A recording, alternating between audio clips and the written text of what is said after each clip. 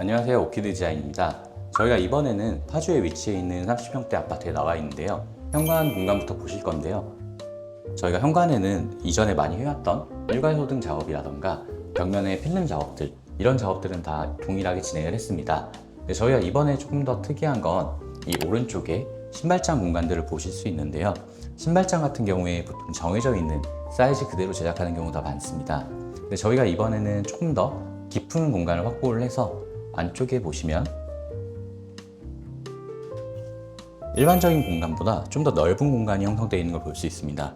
이렇게 계획하신다고 하시면 실제 청소기나 놓기 애매했던 물건들을 수납할 수 있는 공간으로 활용할 수 있습니다.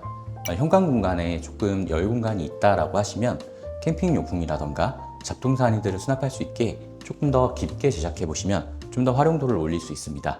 이번 공간은 거실 욕실인데요. 거실 욕실 같은 경우에 실제로 일반적인 욕실의 사이즈라서 공간이 그렇게 넓진 않았습니다.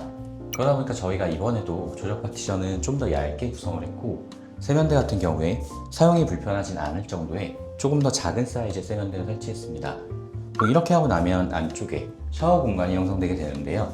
이쪽 샤워 공간을 보시면 2000년대 초반 아파트에 이 욕실 공간에 창문이 있는 경우들이 꽤 많습니다. 이런 공간 같은 경우에 창문을 없앨 건지 유지할 건지에 대한 고민들을 많이 하시는데요.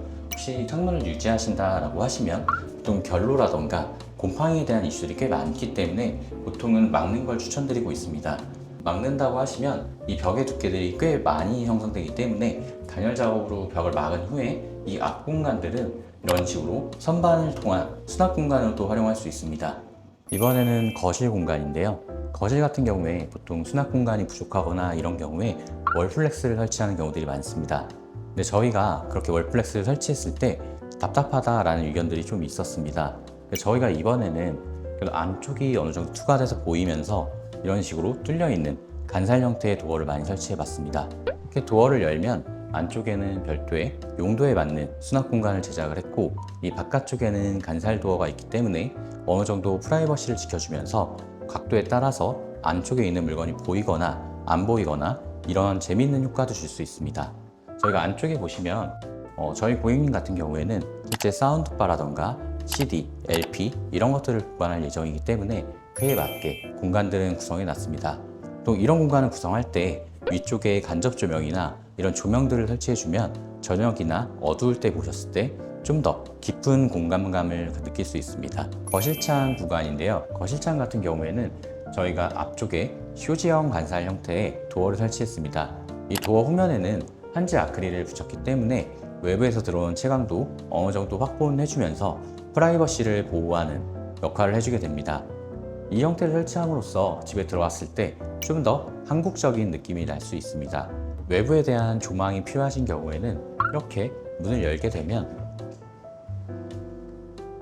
충분히 외부를 볼 수 있는 여건이 형성되게 됩니다. 만약에 환기가 필요하신 경우에도 옆에 있는 문을 열게 되면 저희가 외부에 대한 창호에 대한 비율도 어느 정도 맞춰놨기 때문에 환기도 충분히 문제없이 가능합니다. 이번 공간은 주방 공간인데요. 이 주방 공간 같은 경우에는 원래는 앞쪽에 식탁을 배치하고 이쪽에는 기역자 주방, 그 뒤편에는 냉장고를 배치되어 있는 평면입니다. 이게 예전에는 사용이 문제가 없었을지 몰라도 지금은 인덕션이라던가 식기세척기, 오븐, 냉장고, 김치냉장고 이런 내용들이 자꾸 늘어나면서 주방이 굉장히 비좁다고 느끼는 경우들이 많습니다. 저희 같은 경우에 식탁을 거실 쪽으로 확장하고 거실 쪽으로 빼게 되면서 이 앞쪽에는 최대한 긴 형태의 아일랜드를 확보하고 이 후면 쪽에 있는 공간들은 서브적인 조리대 공간을 확보하면서 좀 더 넓은 공간의 주방을 확보하게 됐습니다. 그리고 이런 끝 공간에 콘센트를 만들어 놓긴 하는데요. 이런 공간들은 실제 저희가 밥솥이나 이런 제품들은 하단에 많이 숨기는 경우들이 많습니다. 그렇게 해서 실제 사용해 보시면 꽤 많이 불편하다는 걸 알 수 있는데요. 그러다 보니까 저희가 보통은 이렇게 보이지 않는 공간에 배치할 수 있는 공간들을 꼭 확보하곤 합니다. 이번 공간은 서재 공간인데요. 보통 이 방 같은 경우에 아이방으로 많이 배치를 하시는 공간입니다. 근데 아이방 같은 경우에 책상도 있어야 되고 침대도 배치해야 되다 보니까 실제 공간이 좁다라고 느끼시는 경우들이 많습니다. 저희가 이번에 계획을 했던 건 그전에도 많이 해왔던 워크인 클로젯 공간들을 많이 구성을 해봤는데요. 워크인 클로젯 같은 경우에 실제 반침이 있는 공간들을 활용해서 이런 식으로 공간을 확보해 주시면 실제로 드레스룸에 대한 역할을 어느 정도 해결해 주게 됩니다. 그 다음에 많이 고민하시는 것들이 책상이나 침대 배치를 어떻게 할까 라는 고민인데요. 이 옆쪽에 보시면 워크인 클로젯을 형성하면 이런 식으로 벽이 형성되는 공간들이 있습니다.